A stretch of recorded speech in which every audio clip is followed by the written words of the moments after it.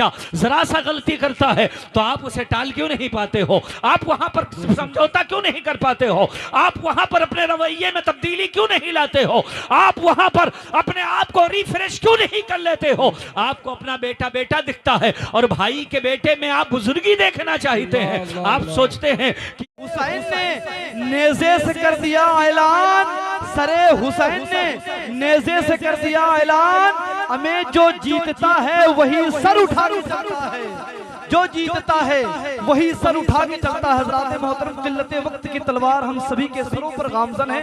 वक्त बहुत थोड़ा सा है और अभी माशाल्लाह हजरत का खिताब होने वाला, उसके बाद एक अच्छी आवाज़ का मालिक जो तकरीबन 100 किलोमीटर दूर से मिलने आया है, उनसे मुलाकात कराऊंगा। फिर उसके बाद ज़ेरे सरपरस्ती औलादे गौसे आज़म सैयद अंसार मियाँ साहब का खिताब होना है, उनसे मुलाकात करना है। फिर इंशाल्लाह मुसाफा करके यहाँ से जाना है।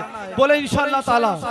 मैं एक शेर पढ़ता हूँ, उसके बाद हज़रत को आपके हवाले कहते हो, जरा लग के कहते या रसूल अल्लाह, झुकता है जो भी खालिक़े अकबर के सामने, तलवार भी लरसती है उस सर के सर।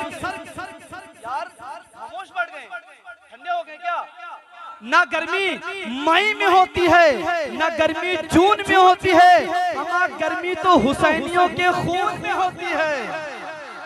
झुकता है जो भी खालिक़े अकबर के सामने, तलवार भी लरसती है उस सर के सामने। और पानी जिन्होंने बंद किया था हुसैन पर, पानी जिन्होंने बंद किया था हुसैन पर, अमा प्यासे खड़े रहेंगे वो कौसर के सामने, प्यासे खड़े रहेंगे वो कौसर के सामने। आइए हज़रात मोहतरम, बड़े अदब व एहतराम के साथ इखलास व इखलाक के पैकर, सब्र व तहम्मुल के खूगर, मैदान खिताबत के अजीम शहसवार, बज़्म सुन्नियत के अलमबरदार हज़रत अल्लामा मौलाना मुफ्ती सुहेल अख्तर साहब मिसबाही, जो गजादरपुर बहराइच शरीफ से चलकर आपसे मुलाकात करने के लिए आए हैं। मैं हज़रत की बारगाह में बड़े अदब व एहतराम के साथ आरीज़ा पेश करूँगा कि हज़रत कुर्सी खिताबत पर तशरीफ़ लाएँ और आइए अपने मौसूफ अपने मेहमान के इस्तकबाल नारे तकबीर और रिसालत की झनकार में करें। जरा अपना दायां हाथ मौला हसन के नाम पे उठाएं, बायां हाथ मौला हुसैन के नाम पर उठाकर परचम अब्बास बना के जरा लहराएं, नारे का जवाब दें, नारे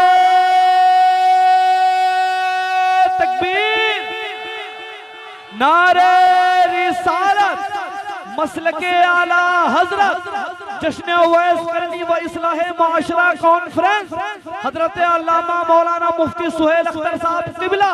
नारे तकबीर, नारे रिसालत, शराबे इश्क को मोहब्बत साक़या पिला दें आप, हयाते रूह का रंगी सबक पढ़ा दें आप, और नहीं है फिक्र इन्हें रिफ़अतो बुलंदी की, ये कौम सोई है इनको जरा जगा दें आप।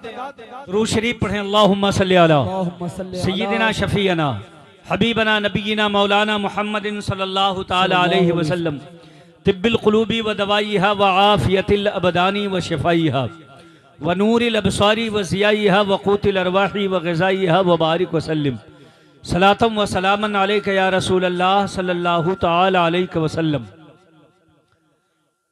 माज़ी करीब के बहुत बड़े कायदे इस्लाम हुजूर सैयदी सरकार ताजुश शरिया एक पैगाम देते हैं अपने कलाम के ज़रिए। वो कलाम है, नाज शरीफ है, मगर हर हर लफ्ज़ कौम मुस्लिम के लिए एक पैगाम है। आप फरमाते हैं जिंदगी ये नहीं है किसी के लिए। वाह वाह वाह, सुभान अल्लाह। हमारी और आपकी जो जिंदगी है ये किसी और के लिए नहीं है, बेशक, न दुनिया के लिए है न दुनियादार के लिए। हमारी और आपकी जिंदगी के हम मालिक नहीं हैं, हमारी जिंदगी खुद हमारे लिए नहीं है, बल्कि फरमाते हैं दूसरे मिसरे में जिंदगी है नबी की, यानी नबी की दी हुई है तो नबी ही की जिंदगी है। बेशक, सुभान जिंदगी है नबी की और नबी के लिए है। जरा बोलें सुभान अल्लाह, सुभान अल्लाह। हम और आप इस दुनिया में जीते हैं, सांस लेते हैं, दुनिया में अल्लाह रब्बुल इज्जत ने हमें भेजा है, ना हम अपनी मर्जी से आए हैं और ना अपनी मर्जी से जाना। ये बताइए, आप दुनिया में आने के लिए क्या आपने जद्दोजहद की थी? क्या आपने कोई कोशिश की थी? कहीं एप्लीकेशन दिया था, किसी से आपने शोध सिफारिश लगवाई थी, आपने क्या कोई कोशिश और जद्दोजहद की थी कि हमें इस शहर में पैदा होना है, हमें उस गांव में पैदा होना है, हमें उस सिटी में पैदा होना है, हमें इस खानदान में पैदा होना है, हमें उस कबीले में पैदा होना है? आपने कोई जद्दोजहद की थी? नहीं, बल्कि अल्लाह ने जिसे जब चाहा, जहां चाहा, जिस घराने में चाहा पैदा फरमा दिया। आने में आपका कोई अमल दखल नहीं। इसी तरीके से दुनिया से जाने में भी जाहिर सी बात है, जिसने भेजा है वही बुला लेगा।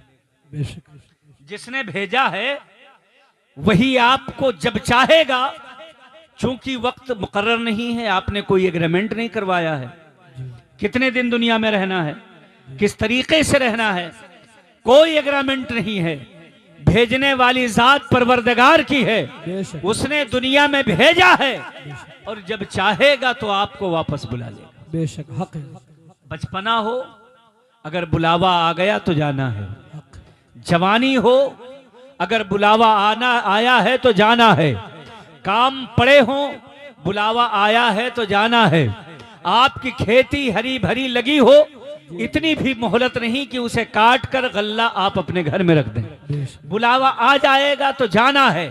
हद तो यह है कि इधर माजी करीब में हमने कुछ मौतें ऐसी देखी हैं कि बड़ी हैरत होती है, मगर हमारी और आपकी कौम अभी तक गफलत में है। रिसिया में चंद दिनों पहले एक मौलाना अब्दुल समी साहब हैं, उनके भांजे की बारात गई।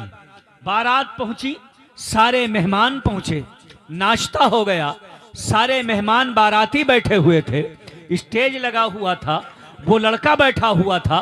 काजी साहब आए, रजिस्टर भरा जाने लगा, निकाह फॉर्म भर गया। इतने में उस लड़के को हल्का सा दर्द महसूस हुआ, उसी स्टेज पे उसे लेटा दिया गया और उसका इंतकाल हो गया। अल्लाहु अकबर। दूल्हे को निकाह कबूल करने की नौबत नहीं आई।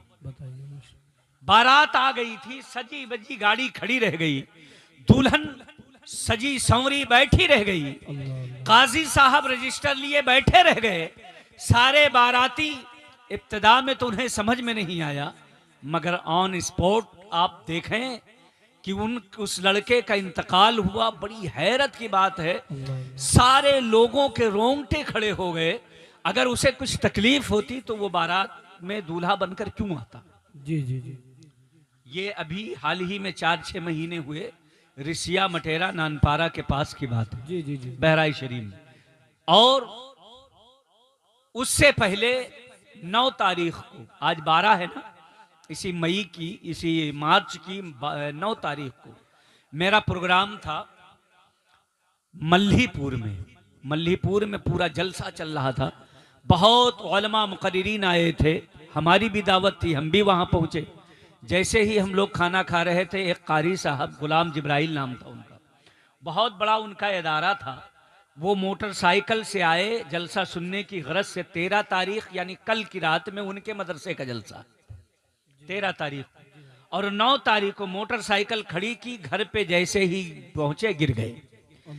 रोना चिल्लाना शुरू हो गया, पूरे गांव में हड़कंप मच गई, औरतें चीखने लगी।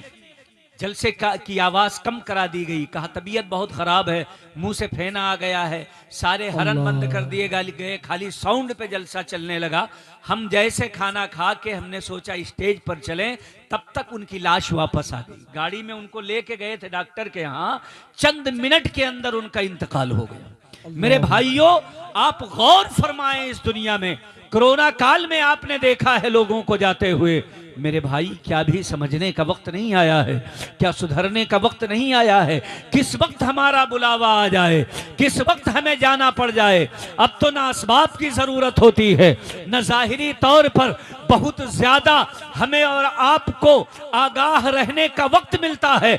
कब मौत आ जाती है हमें खबर नहीं, आदमी को तौबा की तौफीक नहीं मिलती है और मौत आ जाती है। मेरे भाइयों, क्या हमें और आपको इससे पता नहीं चलता है कि हमें हर वक्त मौत की तैयारी में रहना चाहिए। किस वक्त बुलावा आ जाए, किस वक्त हमारी मौत आ जाए, कोई भरोसा नहीं है। इसलिए जिंदगी के ये जितने लम्हे अल्लाह ने अता फरमाए हैं, उसके फजल से हमें मिले हैं, वो सारे लम्हे अल्लाह की अताअत में। नारे तकबीर, नारे रिसालत, मसलके आला हजरत। मेरे भाइयों, मौज मस्ती के दिन नहीं रह गए। हम और आप दुनिया में इसलिए नहीं भेजे गए हैं। जरा सोचिए, मौत की तैयारी कीजिए। हजरत इमाम हुसैन के नाम पर अभी आप लोग बहुत खुश हो रहे थे कि नहीं? और होना भी चाहिए, इसलिए कि हम सब हुसैनी हैं जी।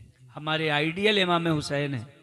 मगर आपने हजरत इमाम हुसैन की जिंदगी देखी, आपने इमाम हुसैन को पढ़ा समझा।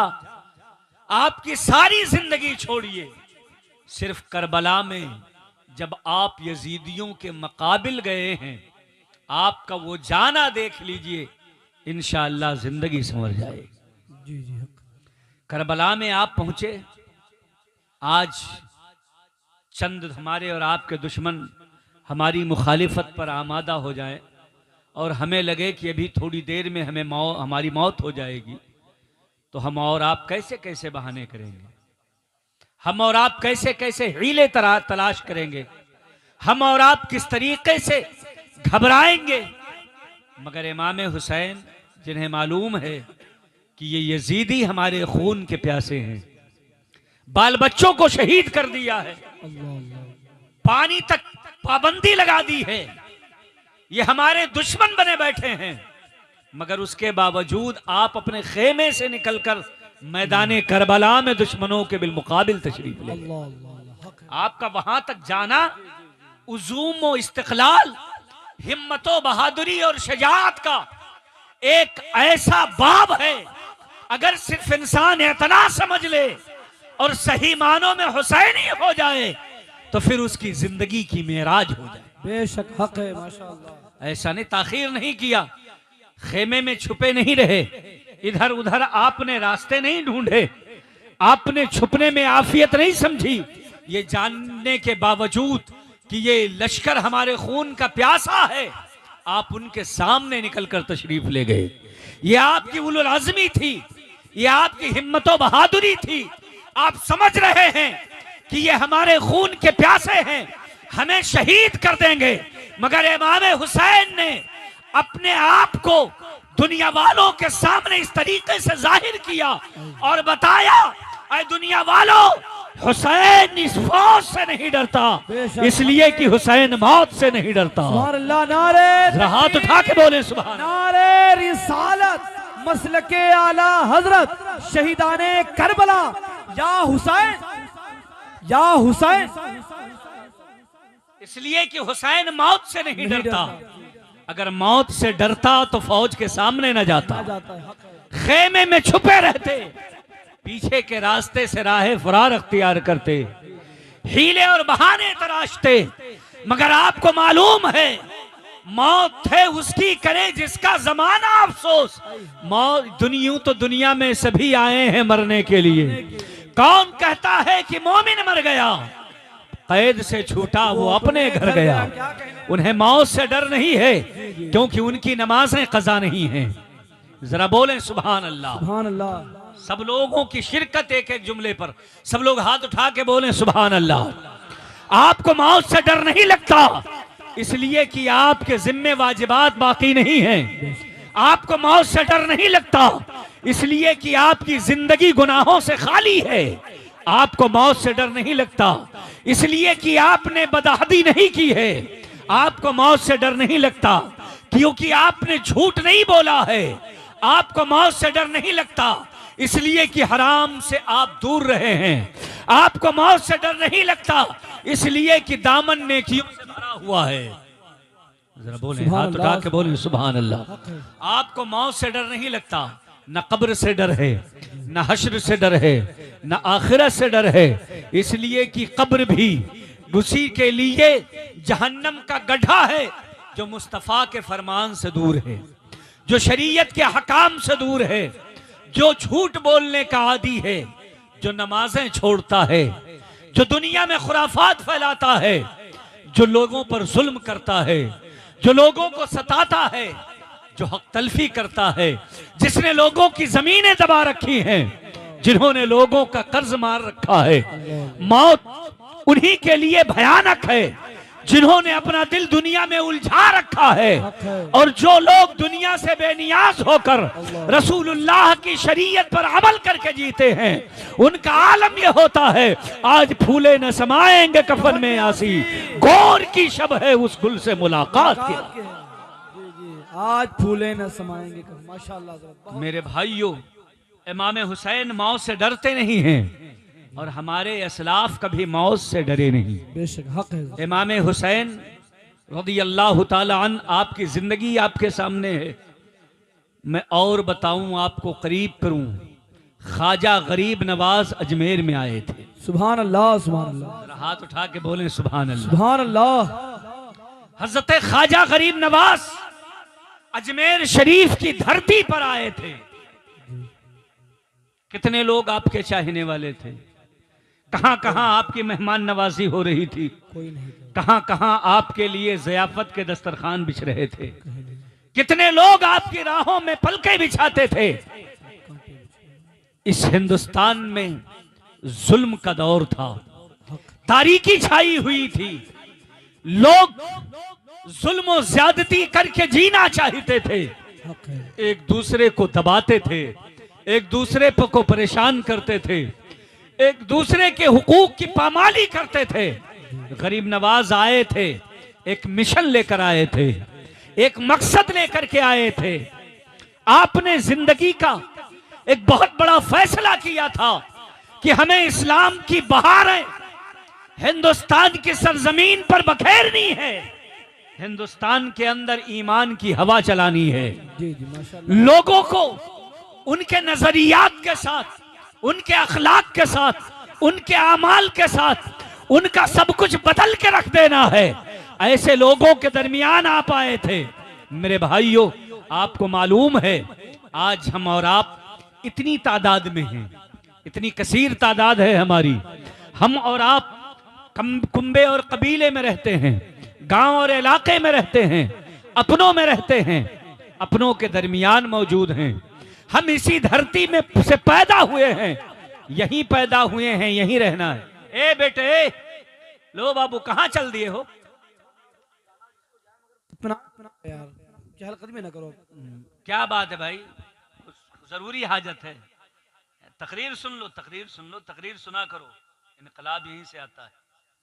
या तो कहिए हम तकरीर बंद कर दें, नहीं पसंद आ रही, नहीं मेरी गुफ्तगू पसंद आ रही, खड़ा करें फिर हाशिम साहब को, रात भर आप आते ही सुनिए।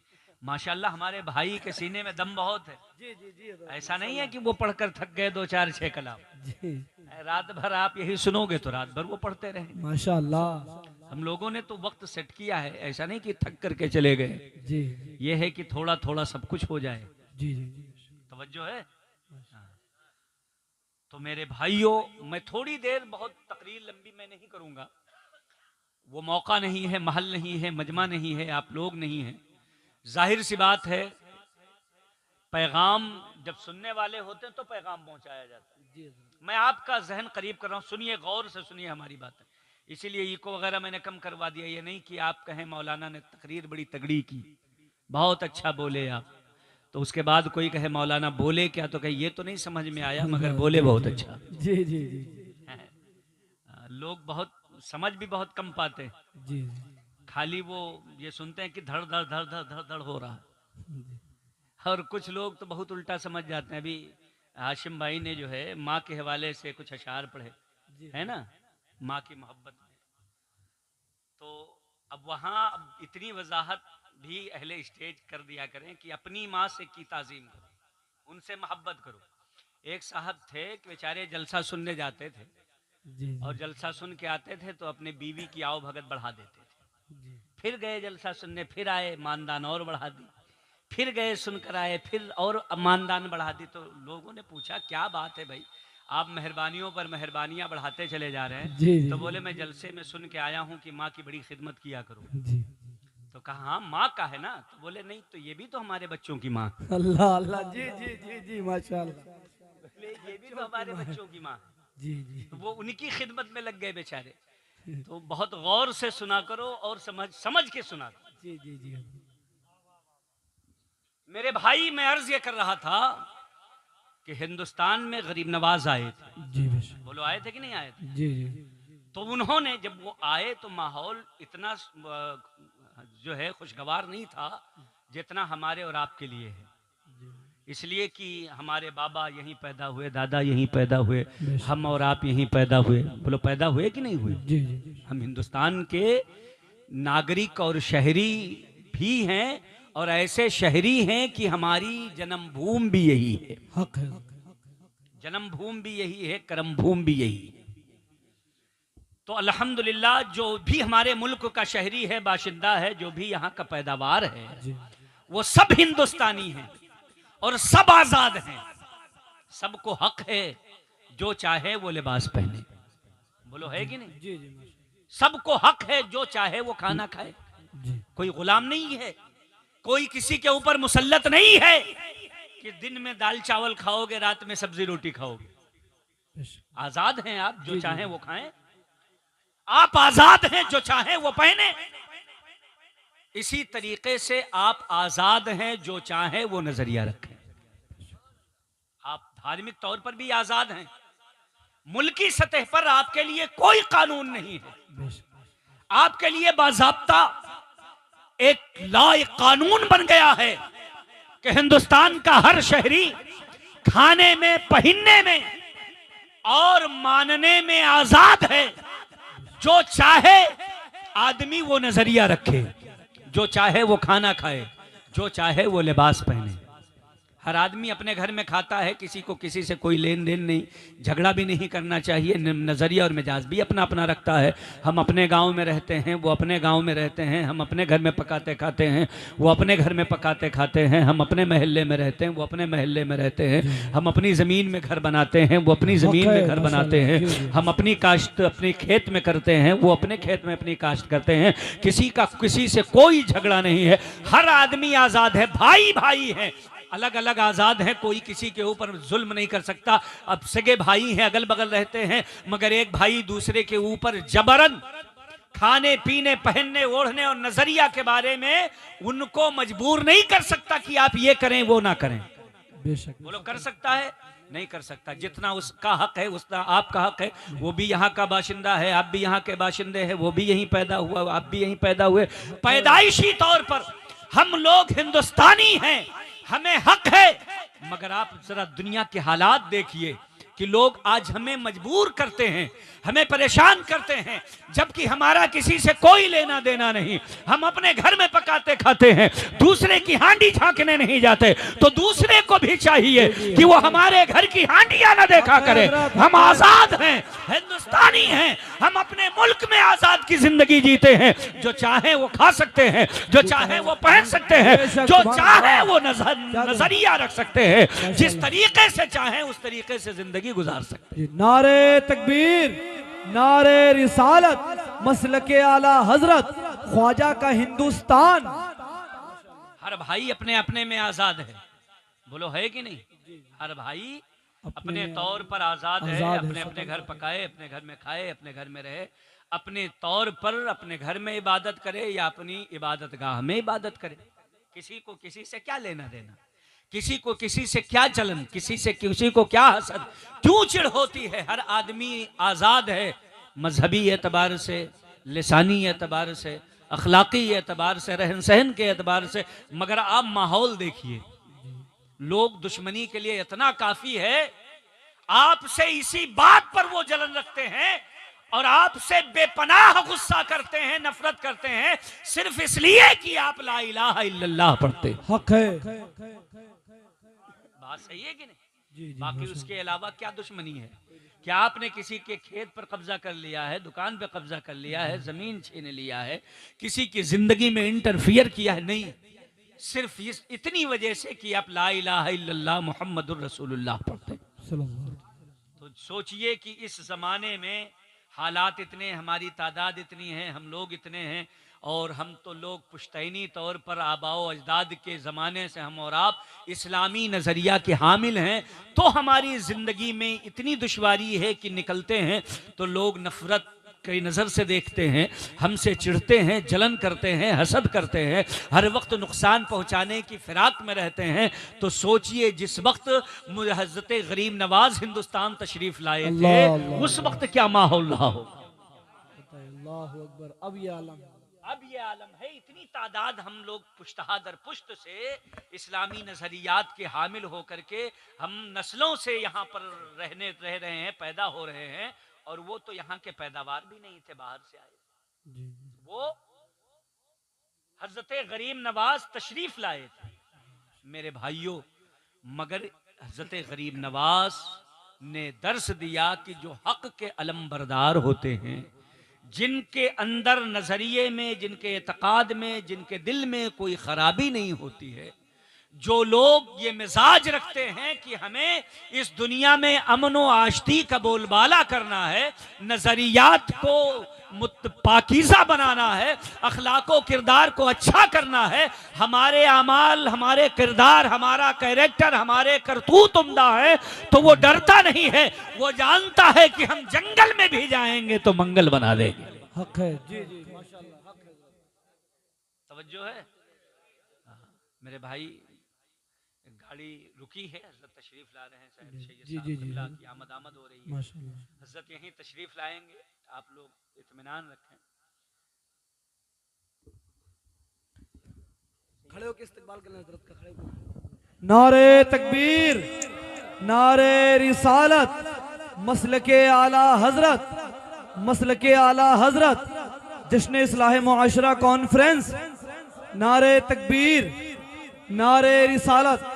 माशाल्लाह आप देख सकते हैं, नजरों अपने जो है माथे की नजरों से देखिए माशाल्लाह, हजरत जिसका इंतजार हो रहा था, बेसब्री से हम लोग मुंतजिर थे, माशाल्लाह हजरत तशरीफ ला चुके हैं। आप देखें, पीर तरीक़त रहबर रुश्दो हिदायत आले नबी औलाद अली सैयद अशाह अंसार मियाँ साहब क़िबला अमेठी शरीफ के सरजमी से चलकर आपसे मुलाकात करने के लिए आए हैं। बस आप लोग से गुजारिश है कि आप लोग अब हटना नहीं, इत्मीनान से बैठ जाओ, और जब तक हजरत से खिताब के बाद मुसाफा ना कर लेना। जैसे पिछली बार जलसा में मैं भी था, आपने मुझे दोबारा बुलाया, हजरत से मुसाफा किया था, तब आप गए थे, आज भी वैसा इंशाल्लाह करना है।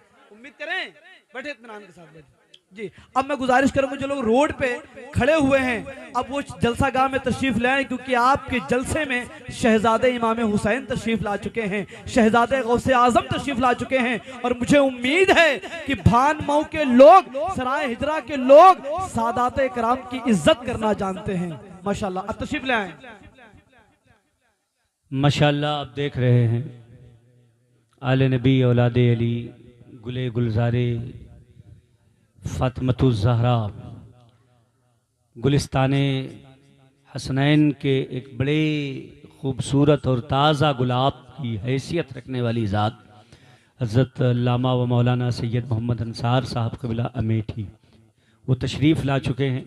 आप हज़रात के दरमियान तशरीफ़ फरमा है, और जो कौम नाम पर इतना उछलती है, अगर उसके सामने आल आ जाए तो उस कौम को जरूर इकट्ठा हो जाना चाहिए। जी जी जरूर इंशाअल्लाह, वरना मालूम ये होगा कि जो है दावा बेअसल है, झूठी है मोहब्बत तेरी, है ना। आप इमाम आली मकाम के नाम पर अल्हम्दुलिल्लाह बहुत झूम रहे थे, तो जो नाम पर इतना झूमता हो उसे आल पर ज़रूर अपनी मोहब्बतें निछावर करनी चाहिए। बेशक सुभान। आप हजरात से गुजारिश है कि अगर आप लोग दूर दराज जहाँ गए हैं मेरी आवाज़ सुन रहे हों, तो अब आप यकीनी तौर पर जान ले, अब तक हम लोग ऐलान कर रहे थे कि सैयद साहब क़िबला की आमद होगी, सैयद अंसार मियाँ साहब क़िबला तशरीफ़ ला रहे हैं, तो अब वो जो है ऐलान यकीन में बदल गया, बल्कि जो है हज़रत बनफ़्स नफ़ीस तशरीफ़ फरमा हो चुके। आप हजरात तशरीफ़ ले आएँ, और जो बैठे हैं वो भी मोहब्बत से बैठे रहें। अल्लाह ताला आप लोगों को सलामत रखे।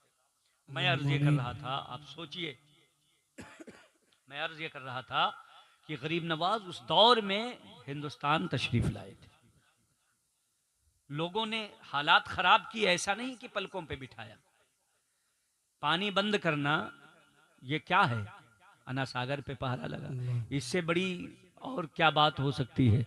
अल्लाह का शुक्र है कि हमारे लिए अभी पानी पर पहरा नहीं। जी बेशक हक है। जरा बोले सुभान अल्लाह, सुभान हाथ उठा के बोले सुभान अल्लाह। सुभान अल्लाह। पानी पे पाबंदी नहीं है, बैठने उठने पे पाबंदी नहीं है आपके। इतना सख्त माहौल कायम किया गया, मगर गरीब नवाज डरे नहीं, घबराए नहीं, क्योंकि उन्हें डर नहीं लगता था। वो जानते थे कि हमारे कैरेक्टर अच्छे हैं, हमारा किरदार अच्छा है, हमारा नजरिया अच्छा है। हम जिस मजहब की तबलीग के लिए आए हैं वो मजहब मजहब अमनो आष्टी है। बेशक सुभान अल्लाह। वो मोहब्बत का पैगाम देने वाला मजहब है। वो दुनिया के अंदर अमनो आष्टी नाफिज करने वाला मजहब है। वो सफाई और सुथराई का हुक्म देने वाला मजहब है। वो दुनिया को एक इत्तेहादी नुक्ते नजर पे खड़ा करने वाला मजहब है। वो दुनिया को अल्लाह की रूबरू हाजिर करने वाला और इबादत और रियाजत में लगा देने वाला मजहब है। वो जुल्म से नजात दिलाने वाला मजहब है। वो छोटों पे शफकत का हुक्म देने वाला मजहब है। वो बड़ों की ताजीम और तौकीर वाला मजहब है। वो मजहब है जिसके नजरिए बड़े अच्छे हैं, जिसका निजाम बड़ा अच्छा है। जाहिर सी बात है, कोई भी इंसान जो सही दिमाग रखता होगा वो उसके नजरिए से ना इख्तलाफ कर सकता है, ना उसे नापसंद कर सकता है, ना उससे दुश्मनी कर सकता है। नारे तकबीर, नारे रिसालत, मसलके आला हजरत, फैजाने सादात इकराम, नारे तकबीर, नारे रिसालत। मेरे भाइयों, तो आप जो नजरिया लेकर आए थे आप और आगे बढ़िए। सादात किराम की बात आई है, सैयद सालार मसूद गाजी बहराइच शरीफ तशरीफ लाए। सुभान अल्लाह, माशाअल्लाह। 1000 से जायद 1018 साल हो गए बहराइच की सरजमीन पर, और उन्होंने सतरिख बाराबंकी में भी मजहब इस्लाम का परचम लहराया। उनके वालिद माजिद आपके बाराबंकी में हैं। जी जी सतरिख में। जी जी जी। मेरे भाइयों, तो सैयद सालार मसूद गाजी का बिलउमूम एहसान पूरे भारत पर, पूरे आलम इस्लाम पर है, और बिलखुसूस उनका एहसान बाराबंकी और बहराइच पर है। आप बाराबंकी वाले हैं, हम बहराइच वाले। दोनों लोगों पर सैयद सालार मसूद गाजी का एहसान है। 1018 साल पहले वो इस्लाम की अजमतों का अज़्मे मुस्तहकम लेकर के उन्होंने हमारे दरमियान कदम रखा। आप सोचिए उस जमाने में हालात क्या रहे होंगे, बहराइच के हालात क्या रहे होंगे।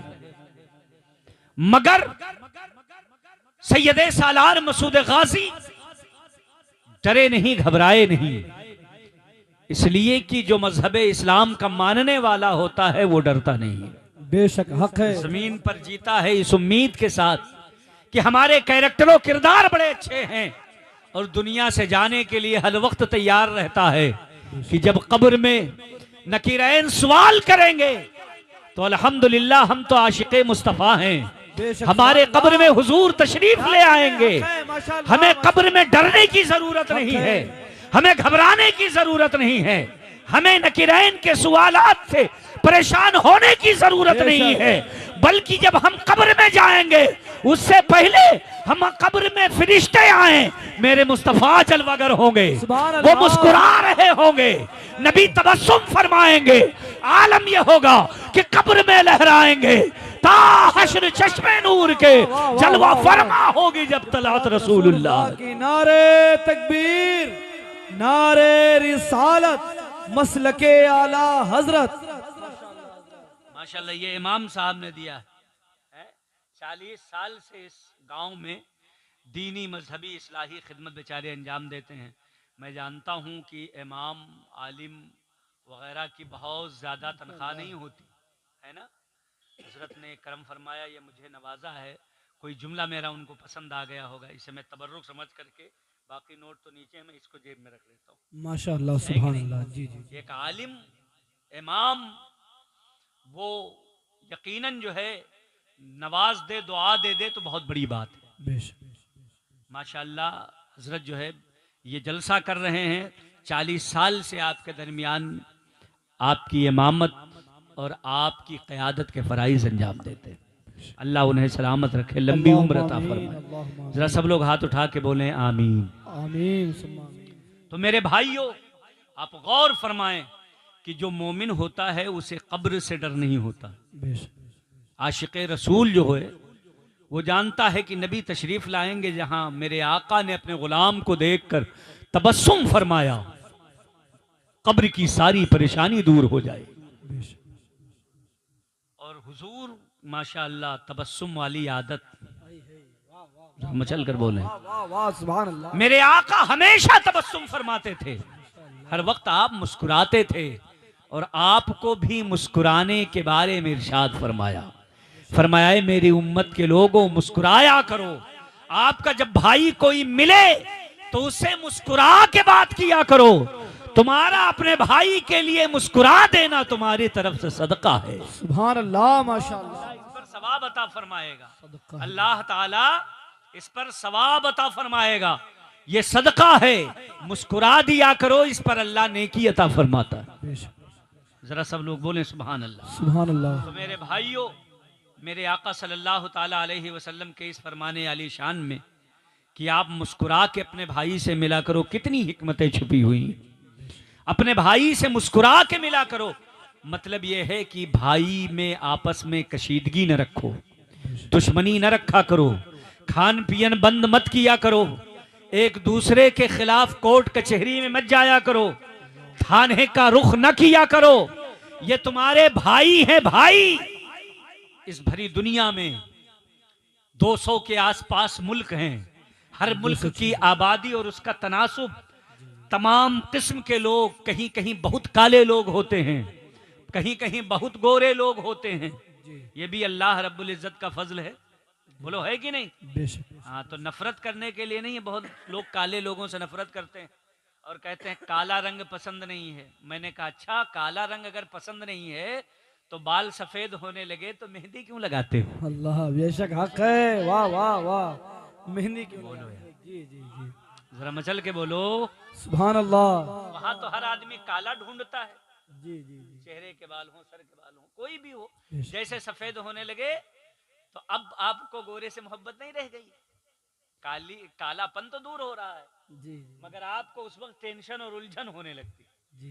तो मालूम ये हुआ कि अल्लाह ने जो कुछ पैदा फरमाया है सब में उसकी हजारहा हिकमत है। काला भी अच्छा है, बोलो अच्छा है कि नहीं अच्छा है? अच्छा है। अच्छा है कि नहीं अच्छा है? जी वरना बाल सफेद होने लगे तो आपको अफसोस ना होता। तो काला भी अच्छा है, गोरा भी अच्छा है।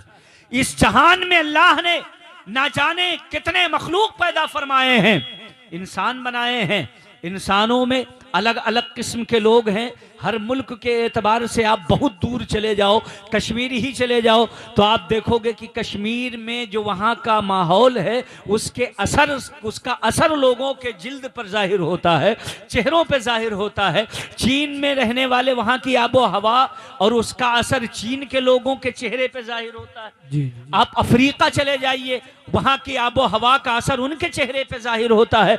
अलगरज तरह तरह के लोग हैं, कितने तादाद में इंसान होंगे, सबके दो पैर हैं, सब बोलते हैं, सब देखते हैं, सब खाते हैं, सब पीते हैं, सब चलते फिरते हैं, सब कारोबार और तिजारत करते हैं, सब पैसा कमाते हैं। इतने लोगों में तवज्जो है?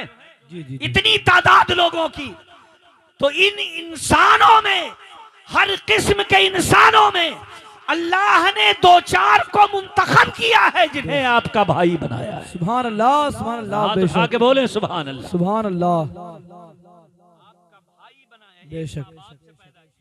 अल्लाह चाहता तो हर आदमी अलग अलग पैदा होता, जी मगर चंद लोगों का सपोर्ट बनाकर। ए बेटा, ऐसे हालात में मैं आप लोगों को समझा रहा हूँ, आराम से बैठो। मेरे भाइयों,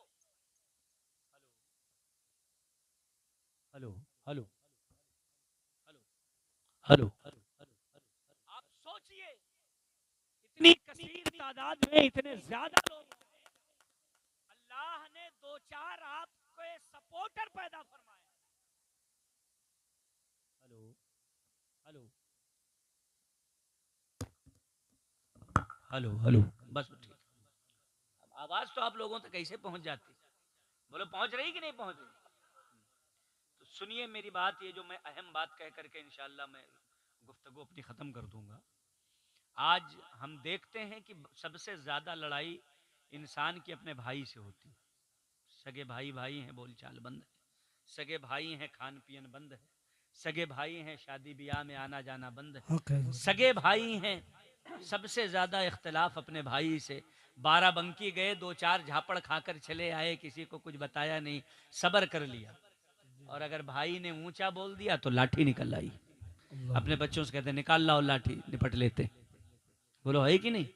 अगर आप अपने भाई का बर्दाश्त कर लें, थोड़ा सा सब्र कर लें, और हर आदमी अपने अंदर ये मादा पैदा करे, तो ये लड़ाइयां खत्म हो जाएं। आप एक ग्रोह, आप एक माँ बाप से पैदा हुए हैं, आपने 20 साल तकरीबन साथ में गुजारे। बोलो गुजारे हैं कि नहीं गुजारे? अरे 20 के बाद ही शादी होती है ना। चूल्हा चकिया उसके बाद ही तो अलग होता है जी कि यहाँ का क्या माहौल है? शादी के बाद लोग अलग होते हैं कि पहले ही अलग हो जाते हैं? नहीं, बाद ही में अलग होते हैं, बाद ही में शादी के बाद। अच्छा, शादी से पहले सब लोग साथ ही में रहते हैं जी जी, और उसके बाद सब अलग हो जाते हैं जी, फिर कान भरे चलो रहते हैं। ठीक है, अलग हो जाओ, अलग पकाओ खाओ, अलग रहो, कोई दिक्कत की बात नहीं है। अलग होना ये ऐब नहीं है, मगर ऐब ये है कि आप अपने भाई से बोलचाल बंद कर जी। हेलो हेलो लीड से हेलो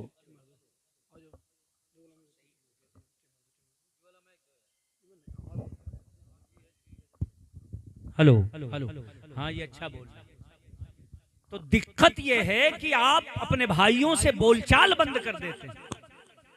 एक भाई से किसी ने, इमाम साहब ने सलाम कर लिया, चंदा ले लिया, तो दूसरा भाई कहता है तुमने हमारी इज्जत को चैलेंज कर दिया, अब हम चंदा नहीं देंगे, मिलेंगे नहीं, बात नहीं करेंगे। ये भाइयों में इख्तिलाफ।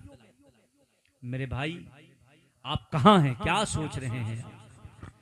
आपने अपने भाइयों से इख्तिलाफ कर रखा है।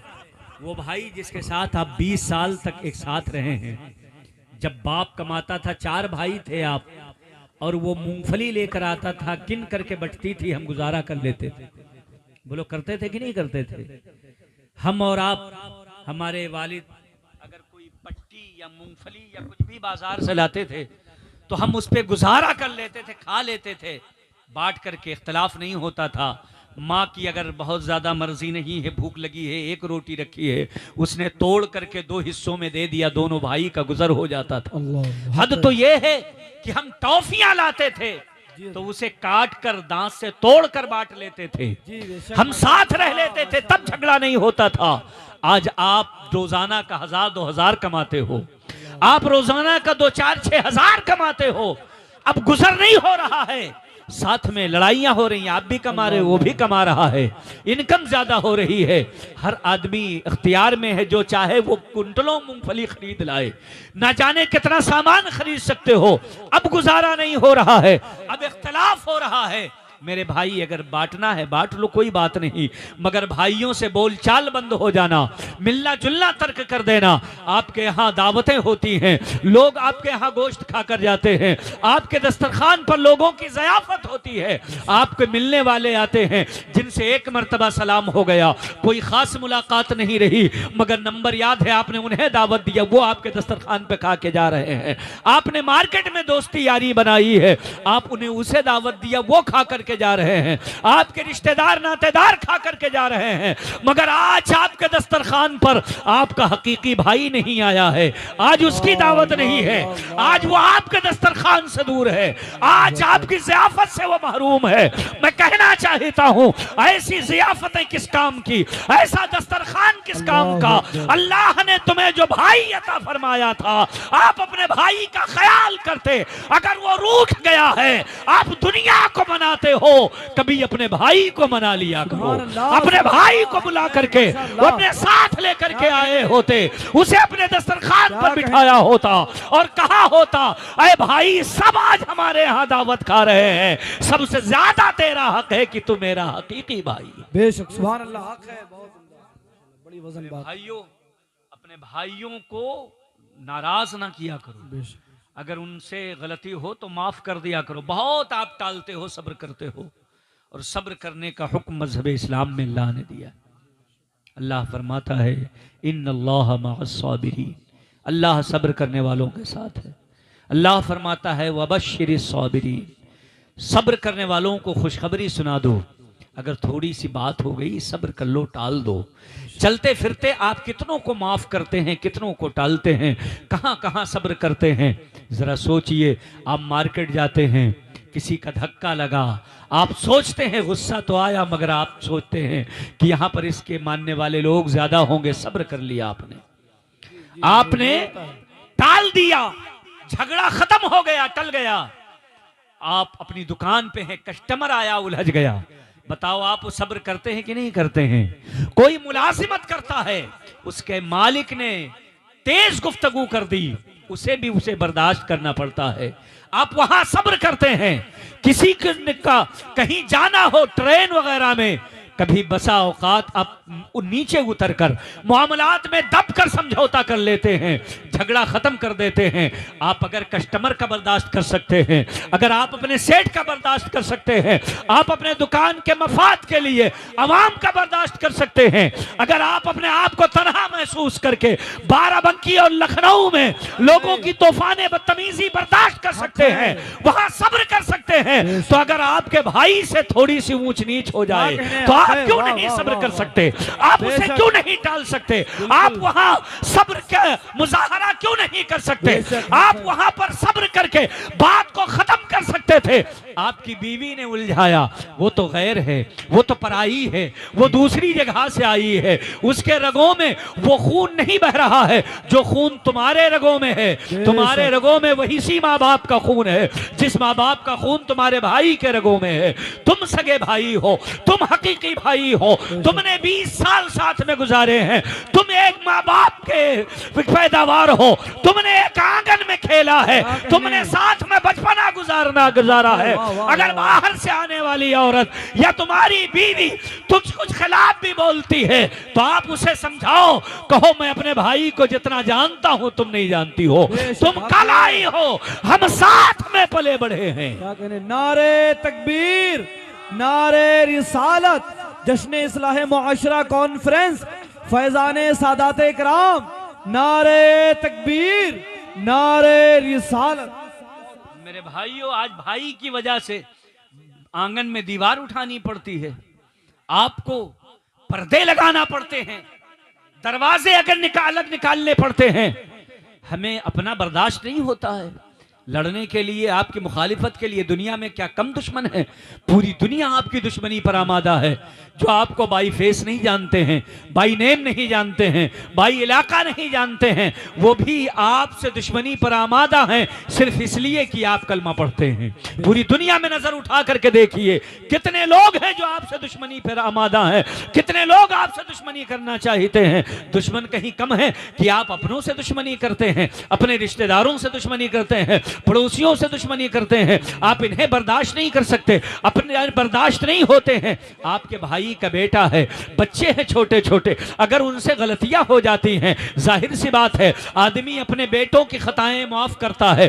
बड़ी बड़ी गलतियां आपका बेटा करता है तो ये कहते हो कि बच्चा है, ना समझ है, अभी कम उम्र है, इसकी समझ नहीं है, आपको तमाचे मार देता है, हंस के टाल देते हो। आपके बदन पे पाखाना पेशाब आपका बेटा करता है, आप हंस करके टाल देते हो, कपड़े साफ कर लेते हो, आप तैयार होकर के ऑफिस के लिए निकल रहे हैं, मगर आपके बेटे ने आपके कपड़े पे पेशाब कर दिया। ये बताओ, आप अपने बच्चे को उठा के पटक देते हो? नहीं, बल्कि आदमी कपड़ा चेंज कर लेता है, एडजस्ट कर लेता है, उसको धुल लेता है, फिर से अपने आप को मेंटेन कर लेता है। अगर आप अपनों से इस तरीके से रवैया करके मेंटेन हो सकते हो, तो अगर आपके पड़ोस का बच्चा जरा सा गलती करता है तो आप उसे टाल क्यों नहीं पाते हो? आप वहां पर समझौता क्यों नहीं कर पाते हो? आप वहां पर अपने रवैये में तब्दीली क्यों नहीं लाते हो?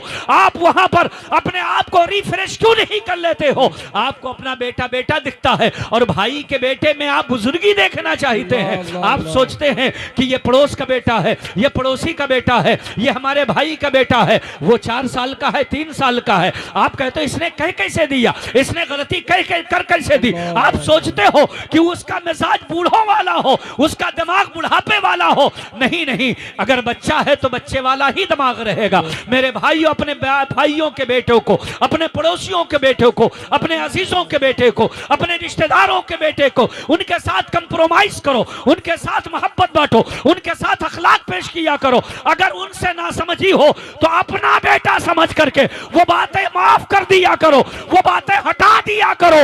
अगर आपका नजरिया ऐसा हो गया, इख्तिलाफात खत्म हो जाएंगे, मोहब्बतें कायम हो जाएंगी। नारे तकबीर, नारे रिसालत, मसलके आला हजरत हजरत अल्लामा मौलाना मुफ्ती सुहेल अख्तर साहब क़िबला। नारे तकबीर, नारे रिसालत। मेरे भाइयों, अपने भाइयों को बर्दाश्त किया करो, समझा करो। आप अपने घर जैसे एडजस्ट हो लेते हैं, तो अगर भाई में अड़ोस पड़ोस में अगल बगल का मसला है तो भी एडजस्ट हुआ करें, एडजस्ट करने की कोशिश करें। आप जो है उसे माफ किया करें, और अगर आपसे गलती हो जाए तो माफी मांग लिया करें। माफी आपस में झगड़ा ना करें, बात वहीं खत्म हो जाए। छोटी छोटी बातें होती, किसी की मुर्गी की लड़ाई, किसी की जो है बकरी की लड़ाई, किसी के बच्चों की लड़ाई, देखा एक दूसरे के खिलाफ तंज, एक दूसरे के खिलाफ ताने, दोहरा सुलूक, दोहरा रवैया। बच्चे तो बहरहाल बच्चे होते हैं, बोलो बच्चे होते हैं। हमारी माएँ बहनें यहाँ बैठी हैं, मैं आप इससे गुजारिश करना चाहता हूँ, ऐ मेरी माओ बहनों, अपने बच्चों को भी बच्चा समझा करो, सबके बच्चों को बच्चा समझा करो। तुमने जिस नबी का कलमा पढ़ा है, मेरे आका तो रास्ता चलते अगर कोई बच्चा नजर आता तो उसे जरूर दुलारते थे, उसके गालों में हाथ लगाते थे, उसके सिर पे हाथ फेरते थे, कभी उठा के चूम लेते थे, और मुस्तफा ने राह चलते यतीम बच्चों को अपने कंधों पे बिठाया। सुभान अल्लाह। आपने अपने बच्चे से मोहब्बत किया तो क्या बड़ी बात है, ये तो आपका बच्चा है। काश आप वो नजरिया कायम करते कि सबके बच्चों से प्यार करते, सबके बच्चों से मोहब्बत करते। हमारी माएँ बहनें, मैं आपसे गुजारिश करता हूं, आपको भी मरना है, खुदा रहा ऐसा ना करें, नुकसान आपको उठाना पड़ता है जब आप बुढ़ापे में पहुंचती हैं। ये दोहरा सुलूक, दोहरा रवैया, दोहरा नजरिया, अगर आप जानवर को पाल लें तो जानवर से मोहब्बत हो जाती है। बोलो, मोहब्बत का बदला मोहब्बत होता है। अभी तो इंटरनेट पे एक सारस का वीडियो बड़ा वायरल है, हाँ मेठी का है शायद, वो आरिफ नाम है जी। उसने एक परिंदे को मोहब्बत दी तो परिंदा पीछे पीछे लग गया। बेशक देखा आपने जी। तो जिससे आप मोहब्बत करेंगे वो आपसे मोहब्बत का बदला देगा। आपके भतीजे हैं, भाइयों के बेटे हैं, अगर आप उनकी तरबियत अच्छी करते हैं, आपने पालने में अगर दोहरा सुलूक नहीं किया तो वो बड़े होंगे कभी नहीं सोचेंगे कि ये हमारे चच्ची चच्चा हैं, बल्कि आपकी मोहब्बतें याद आएंगी। आपके बच्चे, आपके पोते, आपकी बहू अगर आपको खाना नहीं देगी तो पड़ोस में वो बच्चे जो आपके भतीजे लगते हैं वो कहेंगे कि जब मैं छोटा था तो चच्चा चच्ची मोहब्बतें आम करते थे, आज वो ज़ईफ़ी के आलम में है, तो आज अगर हमें जरूरत है तो हम उनका ख्याल कर लिया करें। सुभान अल्लाह, माशाअल्लाह। हमारी माओ बहनों से सौतेले बेटे नहीं पाले जाते। अगर किसी औरत का खुदा ना खास्ता इंतकाल हो जाए और उसके यहाँ पहले से बच्चे मौजूद हों, हमारी माएँ बहनें जिनकी दोबारा शादी होती है और वहां पहुंचती हैं, पहले से सौतेले बेटे बेटियां मौजूद होते हैं, ये उन्हें नहीं देख पाती, उनके साथ जुल्म ज्यादती। आज आपने क्या सोचा आप हमेशा जवान रहेंगे, वो हमेशा बच्चे रहेंगे? एक दिन आएगा कि आप बूढ़े होंगे, वो बड़े होंगे जी। आपकी मोहब्बतें उन्हें याद आती रहेंगी, आपका दोहरा मेयार उनके नजर में खटकता रहेगा। इसलिए हमारे दीन ने यह पैगाम दिया है कि बच्चों के साथ शफकत का बर्ताव करो, बच्चा अपना हो या पड़ोसी का हो। जरा हाथ उठा के सब लोग बोल दें सुभान अल्लाह, सुभान अल्लाह। हमारी माओ बहनों, बच्चों के साथ दोहरा सुलूक ना किया करो, ये तुम्हारी अकीदत है। अगर तुम अपने बच्चों को पालती हो इसका भी तुम्हें अल्लाह अजर देगा। तुम्हें मकाम मर्तबा देता है, और अगर तुम दूसरे के बच्चों के साथ उसने सुलूक करोगे तो अल्लाह उस पर भी अजर अता फरमाए। आपके ननद के बेटे हैं, आपके देवरानी जेठानी के बच्चे बच्चियां हैं, आपके अड़ोस पड़ोस के बच्चे हैं, तो उन्हें डांट के भगाया ना करो, थोड़ा सा टुकड़ा उन्हें भी दे दिया करो, अपने बच्चों को खिलाओ। मेरे आका सल्लल्लाहु अलैहि वसल्लम फरमाते हैं कि जब शोरबा बनाओ, गोश्त बनाओ, तो कोई जरूरी नहीं है कि भुना भुना रखो, थोड़ा सा उसमें पानी बढ़ा दिया करो और एक प्याली शोरबा पड़ोस में भी भेज दिया करो, इसलिए कि जब तुम गोश्त पकाओगे तो उसकी खुशबू उड़ेगी, बगल में महक पहुंचेगी। हो सकता है उसके यहाँ गोश्त का इंतजाम ना हो और उसके बच्चे जिद करने लगे, एक प्याली तुम भेज दोगे, अगर शोरबा पहुंचेगा तो जो बच्चे जिद कर रहे हैं, ना समझ हैं, वो थोड़ा थोड़ा उन्हें दे के समझा लेंगे, और जो समझदार है वो अपने घर के दाल और सब्जी खा के गुजारा कर लेंगे। इसलिए मेरे आका फरमाते हैं कि शोरबा बढ़ा लिया करो, कोई जरूरी नहीं है कि तुम भुना गोश्त बनाओ, शोरबा बढ़ा लो, एक प्याली अपने पड़ोस में भी पहुंचा दिया करो। सुभान अल्लाह। अपने बच्चों को खिलाओ पिलाओ, फल फ्रूट दो, तो कोशिश करो कि अंदर ही वो खा लें, खा के बाहर निकलें। ऐसा नहीं कि आप बाराबंकी गए थे, सेब लाया, अपने बच्चे को पकड़ाया, वो काटता हुआ पूरे मोहल्ले में खाता फिर रहा। सबके बच्चे जिद कर रहे हैं, आप बाराबंकी गए थे, अब एक सेब लाने के लिए कौन मोटरसाइकिल स्टार्ट करे, 100-150 का पेट्रोल लगाए, उसके बाद जाए सेब लेकर के आए। वक्ती तौर पर इस जमाने में पैसा तो सबके पास होते हैं, मगर वक्ती तौर पर उसका बच्चा बिलकेगा, रोएगा, परेशान होगा, अपने माँ बाप से जिद करेगा, माँ बाप का दिल दुखेगा। इसलिए तुम्हें यह निजाम दिया गया है कि या तो घर के अंदर खिला दो या पड़ोस के बच्चों का भी हिस्सा लगा दो। सुभान अल्लाह। जरा मचल कर बोले सुभान अल्लाह। ताकत अल्लाह देने वाला है। आपका एक निवाले में आपका बेटा जवान नहीं हो जाएगा, उसके अंदर तंदुरुस्ती सिर्फ एक निवाले से नहीं आएगी। एक निवाला कम खाएगा तो दुबला नहीं रह जाएगा, तंदुरुस्ती और सेहत तो अल्लाह देता है, मगर पड़ोस के बच्चों को भी उनमें हिस्सा लगा दिया करो, ताकि अल्लाह रहम फरमाए और उसके करम के सदके में तुम्हारा बच्चा भी शादो आबाद रहे, तुम भी शादो आबाद रहो, सदके का सवाब पाते रहो। मेरे भाइयों और मेरी बहनों, गौर करो, तुम्हारे महल्ले में, अड़ोस पड़ोस में और तुम्हारे रिश्तेदारों के जो बच्चे हैं उनके साथ हुस्ने सलूक करो, शफकत का रवैया पेश किया करो, उनके साथ मोहब्बतें पेश किया करो, उनके साथ दोहरा नजरिया ना कायम करो। मेरे अजीजों, अपने भाइयों का ख्याल करो, अपने भाइयों का लिहाज किया करो और तमाम मोमिनीन का लिहाज किया करो। मेरे आका फरमाते हैं कि तुम्हारा मुस्कुरा देना सदका है, इसलिए कि जब तुम मुस्कुराओगे तो तुम्हारे अंदर इत्तेहाद पैदा होगा, किसी से मिलोगे मुस्कुरा के बोलोगे, दिल से नफरतें खत्म होंगी, कुदूरतें मिटेंगी, दिल के अंदर से मैली निकलेगी, दिल पाक होगा और उसकी वजह से तुम्हारे दरमियान से नफरत खत्म हो जाएगी, इत्तेहाद कायम होगा, मोहब्बतें पैदा होंगी। सुभान अल्लाह। अपने भाइयों का ख्याल किया करो, भाई तुम्हारा भाई है, उसका लिहाज करो। अल्लाह ने दो चार को तुम्हें मजबूती देने के लिए तुम्हारा भाई बनाए, वरना इतनी दुनिया और इतने दुनिया के लोग अलग अलग पैदा हो सकते थे तो तुम्हारा भाई भी कहीं अलग पैदा हो सकता था, मगर अल्लाह ने दो चार को तुम्हें तुम्हारा साथी बनाया मजबूत करने के लिए।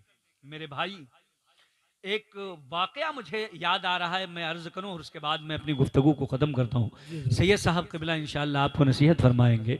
सैयद अंसार मियाँ साहब क़िबला जो आले रसूल हैं, माशाअल्लाह, अल्लाह ने उन्हें ये शरफ़ अता फरमाया है कि जिनके लिए हमारे इमाम कहते हैं तेरी नस्ल पाक में है बच्चा बच्चा नूर का, तू है आयने नूर, तेरा सब घराना नूर। सुभान अल्लाह। मेरे भाइयों, मुल्क शाम पर जब हमला हुआ था तो वहाँ पर बहुत ज़्यादा मुल्की लड़ाई थी, बमबारी हो रही थी, गोले दग रहे थे, गोलियां चल रही थीं। उसी बीच एक 12-13 साल का लड़का 4-5 साल के एक बच्चे को अपने पीठ पे बांधे हुए सर पर दौड़ा चला जा रहा था। ये जापान की बात है। एक सिपाही ने देखा तो कहा, बेटे तुम कहाँ जा रहे हो, तुम्हारे आगे पीछे कोई नजर नहीं आता।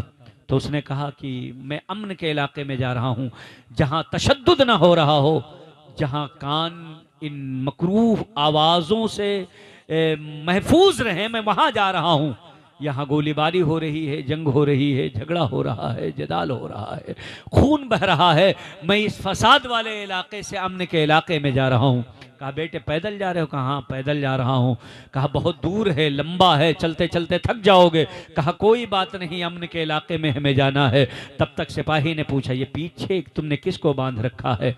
कहा ये मेरा मुर्दा भाई है जो इसी जंग में शहीद हो गया है, इंतकाल कर गया है। तो कहा इसे यहीं छोड़ दो, दफन कर दो, तुम अमन वाले इलाके में चले जाओ। कहा नहीं, मेरी ज़मीर को गवारा नहीं होता कि मैं शांति वाले इलाके में रहूं और मेरा भाई जंग वाले इलाके में रहे।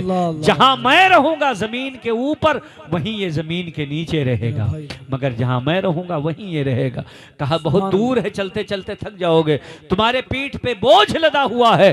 तो उस लड़के ने तारीखी जुमला कहा था सिपाही साहब ये आपको बोझ लगता है, मगर ये मेरे लिए बोझ नहीं है, क्योंकि ये मेरा भाई है। सुभान अल्लाह। ये मेरे लिए बोझ नहीं है, ये मेरा भाई है। अल्लाह ने भाई बनाया ही इसलिए है कि आपका भाई अगर कहीं कमजोर पड़ने लगे, कारोबार में खसारा लग जाए, कहीं नुकसान हो जाए, वो कहीं कमजोर हो जाए, गड्ढे में गिर जाए, तो आप दुनिया भाग रही है छोड़कर उसे भागने दो, इसलिए कि दुनिया दुनिया है, मगर आप छोड़ के ना भागो, आप उसके भाई हो। जरा बोलें, सब लोग बोलें सुभान अल्लाह। आप छोड़ के ना भागो, इसलिए कि आप उसके भाई हो। भाई का काम ही यही है कि भाई के दस्तबाजू बने, उसे गड्ढे से निकाल कर लाए, उसे मुसीबत से निकाल कर लाए, परेशानियों में उभारे, लाकर अपने बराबर में खड़ा कर ले और कहे कि तुम हमारे भाई हो, जहां मैं रहूंगा वहीं तुम रहोगे, मेरे साथ साथ तुम चलोगे। तो मेरे भाइयों, अपने भाइयों में इख्तलाफ ना किया करो, खाना पीना बंद ना किया करो, बोल चाल बंद ना किया करो, उनसे उनसियत मोहब्बत रखा करो। अब बड़ा भाई छोटे पे शफकत लुटाता रहे, छोटा भाई बड़े की ताज़ीम तौकीर करता रहे, भाइयों के हुकूक ना दबाया करो, उनके माल में बेईमानी करने की कोशिश ना किया करो, उनके माल पर लालची नजरें न डाला करो, अल्लाह रब्बुल इज्जत से सवाल किया करो, और जो रब ने तुम्हें दिया है उसी पे सब्र भी करो, उसी पे शुक्र भी कर लिया करो। अल्लाह ताला हमें और आपको इत्तेहाद के साथ रहने की तौफीक अता फरमाए। वमा तौफीक़ी इल्ला बिल्लाह व आखिरु दावाना अल्हम्दुलिल्लाहि रब्बिल आलमीन। अस्सलामु अलैकुम।